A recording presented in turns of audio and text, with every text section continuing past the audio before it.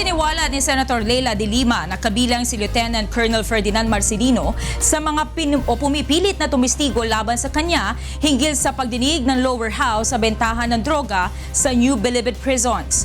Ito ang balita ni Joyce Balancho. Nanindigan sa Senator Leila de Lima na pinipilit, tinatakot o tinatorture umano ang ilan sa mga iniharap na testigo laban sa kanya sa pagdinig ng House Committee on Justice nitong mga nakaraang araw. I know of a validated case na ganun.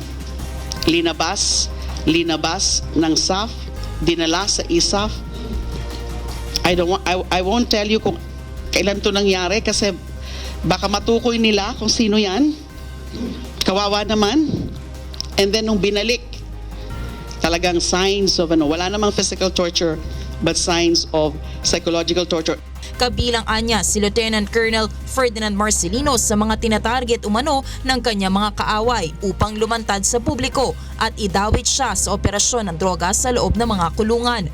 I have no reason to doubt what was forwarded to me from Colonel Marcelino na iniipit siya para ituro whatever it is na ang ituturo nila sa akin. As I've said, there are several other instances, personalities na ginaganon nila.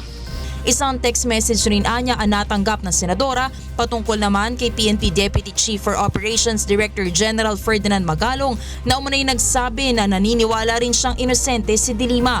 According to my source, General Magalong told him he doesn't believe Senator de Lima is involved in drug protection or has received bribe. Punto per punto naman sinagot ni de Lima ang ilan sa mga alegasyon laban sa kanya na lumabas mula sa House Inquiry. Kabilang na nga ang umanay questionabling raid nila sa maximum compound ng Bilibid noong 2014.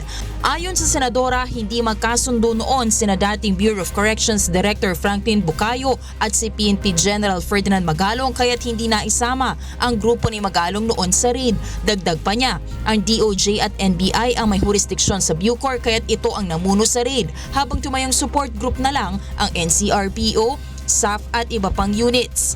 Dynamics, yun ang impression ko kina General Bucayo. May issue sila related to the personality of General Magalong, and then apparently may dynamics, and therefore PNP was still part, wag lang yung grupo ni General Magalong. Let General Bucayo, let Villasanta respond to that. Handa naman si de Lima kung sakaling tetestigo na rin laban sa kanya ang inmate na si JB Sebastian, pero paliwanag ng senadora, tipster lang nila ito noon sa Bilibid at hindi siya tumanggap ng pera mula dito para sa kanyang kampanya.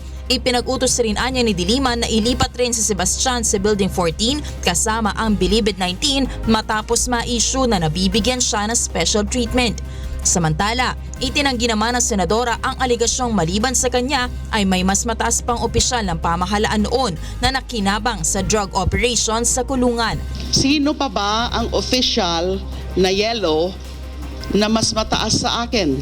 Noon, when I was Secretary of Justice, I was an alter ego of the President, and therefore the only one higher than me is President Pinoy himself.